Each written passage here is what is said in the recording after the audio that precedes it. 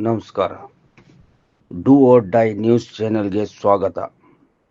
ಇವತ್ತಿನ ದಿನ ವಿಶೇಷ ಲಿಂಗಸೂರು ಮೈದಾನ, ಲಿಂಗಸೂರು ತಾಲೂಕು ಕ್ರೀಡಾರಂಗಣದಲ್ಲಿ ನಡೆದಿರುವ ತಾಲೂಕು ಮಟ್ಟದ ಕ್ರೀಡಾಕೂಟದಲ್ಲಿ ಸರ್ಕಾರಿ ಪ್ರೌಢಶಾಲೆ ನೀರಿಲ್ಕೆರೆ ಬಾಲಕಿಯರ ಖೋ-ಖೋ ಆಟದಲ್ಲಿ ಫೈನಲ್ ಪಂದ್ಯದಲ್ಲಿ ಬನ್ನಿಗೋಳವನ್ನು ಸೋಲಿಸಿ ನೀರಿಲ್ಕೆರೆಯ ವಿದ್ಯಾರ್ಥಿಗಳು ಪ್ರಥಮ ಸ್ಥಾನ ಪಡೆದು ಜಿಲ್ಲಾ ಮಟ್ಟಕ್ಕೆ ಆಯ್ಕೆಯಾಗಲಿದ್ದಾರೆ.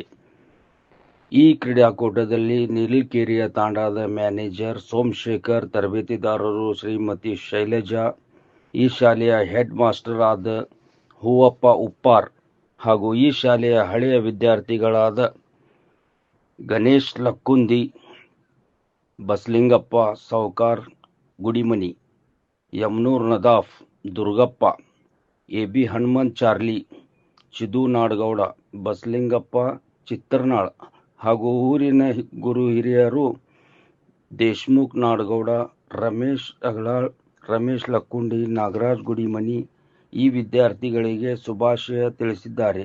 ಈ ವಿದ್ಯಾರ್ಥಿಗಳು ಜಿಲ್ಲಾ ಮಟ್ಟದಲ್ಲಿ ಪ್ರಥಮ ಸ್ಥಾನ ಪಡೆದು ವಿಭಾಗೀಯ ಮಟ್ಟಕ್ಕೆ ಆಯ್ಕೆಯಾಗಲಿ ಎಂದು ಊರಿನ ಗುರು ಹಿರಿಯರು ಹಾಗೂ ಹಳೆಯ ವಿದ್ಯಾರ್ಥಿಗಳು ಶುಭ ಕೋರಿದ್ದಾರೆ.